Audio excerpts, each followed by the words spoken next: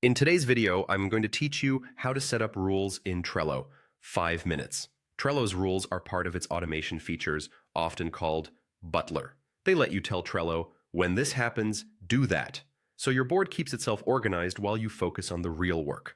We'll walk through creating a simple, dependable rule from start to finish. First, log into Trello and open the board you want to automate. Make sure you have the right permissions on that board, since only board admins can create rules that affect everyone. Once your board is open, look for the automation option in the top area of the board or in the board menu.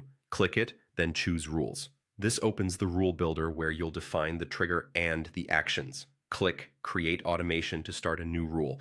You'll see two main parts: the trigger, which is the event that starts the rule, and the actions, which are the things Trello will do for you. Click the option to add a trigger. From the list of available triggers, select something specific so your rule runs exactly when you expect. For example, choose when a card is added to the list Ideas by Me. This means the rule only fires when you personally add a card to that list, avoiding accidental triggers from teammates. Once you've chosen the right trigger, click the blue plus button to add it to your rule. Next, choose the actions you want Trello to perform when that trigger occurs. You can move the card to another list, add a label, assign yourself or a teammate, set a due date, or even post a helpful comment. Think about the tasks you do every time and let Trello handle them. Select the action you need, then click the blue plus button to add it.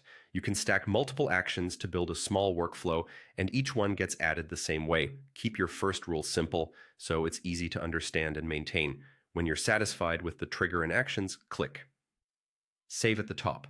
Saving activates the rule right away. From now on, whenever the trigger happens, Trello will automatically run your actions in the background.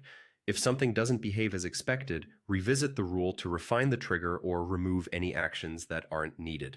That's it. You've set up a Trello rule that turns a repetitive routine into a one-click habit.